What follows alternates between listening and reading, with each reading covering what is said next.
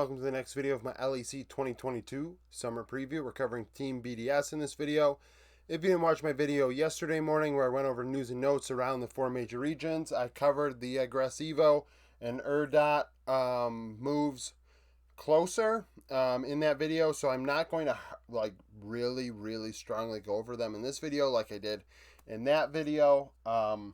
Just going to kind of touch on them because we've already talked about it. I've already talked about it today. This video coming out for you today, but filmed yesterday.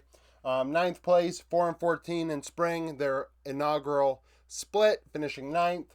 Regional team went 12-6, which was second place in the LFL playoffs, and then they would go on to EU Masters, and I think finished 9th through 12th or something.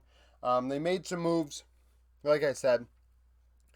Swap top laner, swap supports. Limit ended up going inactive as a result, so they signed Dreamer Ace from Unicorns of Love Sexy Edition from EU Masters to back up Erdot on the Team BDS Academy squad in the LFL.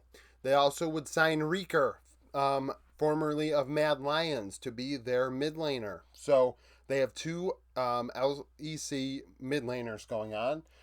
Which I believe is probably their second weakest role on the team. I think both carry roles are weak for Team BDS, and that's their problem. But we're going to get into that now. So, Aggressivo comes up. I don't think he was ready last time around. I don't think he's ready this time around. He didn't have 8 CS per minute. 7.99. Yeah, but 56.3 KP.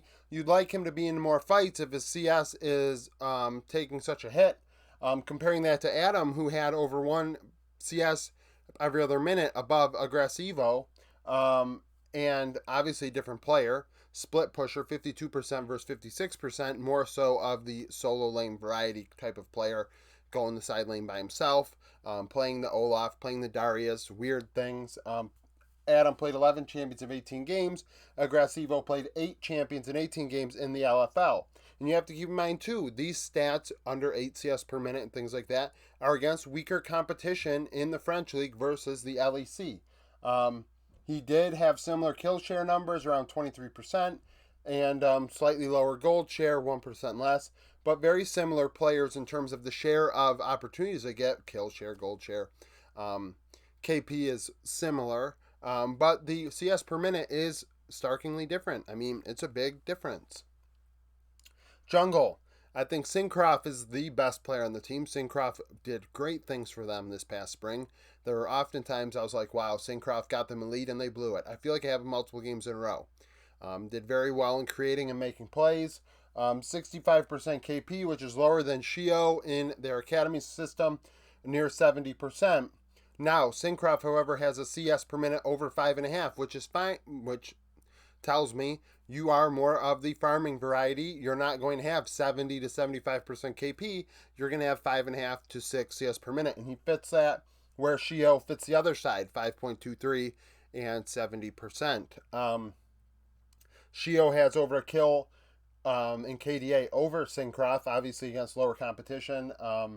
Slightly less kill share despite having 4% higher kill participation. Which is fine because both players really don't have high gold shares, 19 and 18% respectively, so you don't really want those players getting all the kills because really their gold is not going to be enough to get the items to carry games. Syncroft played 7 champions, Shio played 6 in 18 games. Mid lane, Nuclear Int. Nuclear Int I think is not all that great.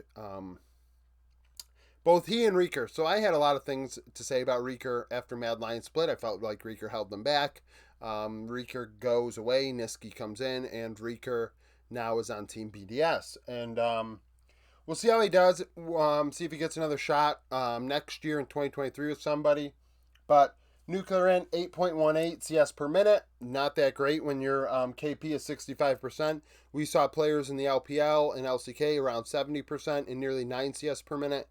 You have to do one or the other at least, and he's doing neither. 23% kill share, 22% gold share, played 11 champions in 18 games. Maybe tone down the champions and get better at the ones you are playing on stage. I mean, I'm all for champion diversity, but if you're losing lane with these champions, it doesn't make a difference. If you picked all these fancy picks, you're losing games Reeker under 8 CS per minute with Mad Lions, obviously at the highest level, the LEC. Similar KDA, similar KP. Kill share much lower at 15.5%. He did not have that potential to really dominate games. Reeker was pretty much non-existent all split long. Similar gold share, played 9 champions in 18 games. Like I said, hopefully Reeker can be revitalized with an opportunity in the French League. X Matty, I think, should not be playing. I think X Matty, I said this morning, X Matty and Limit should have been sat for Crown Shot and Urdat.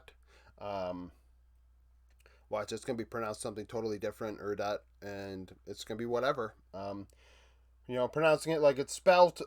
So, X Matty, under 9 CS per minute at 8.68, 6.9. That's not good.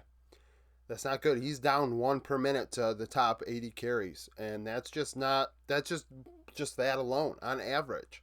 Winning, losing, on average, he's down 1 CS per minute against the best. 63.8% KP. He's not getting into fights. 24.3% kill share. Not overly high kill share. Not overly high gold share. He's not getting kills. He's not making things happen.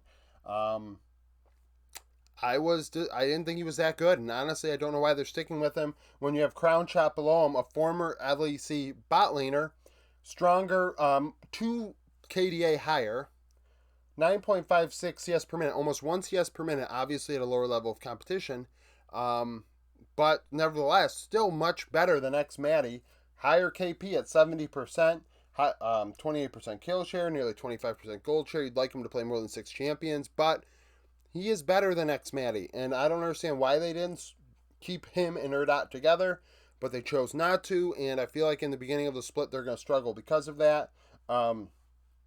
Speaking of Urdat, solid number, 74.1 KP, gets in his nose in there. If it's happening 3 out of 4 times he's involved, he played 9 champions in 18 LFL games. Limit, obviously 63.1. Will not be playing. He's inactive. He played 12 champions with the big squad last split and alongside X Matty, formerly alongside Crown Shot 2. And then you have Dreamer Ace, like I said, coming from UOL Sexy Edition from EU Masters. I believe they also went to the main event. 475, 61-1. So KP very low. 61% is super low.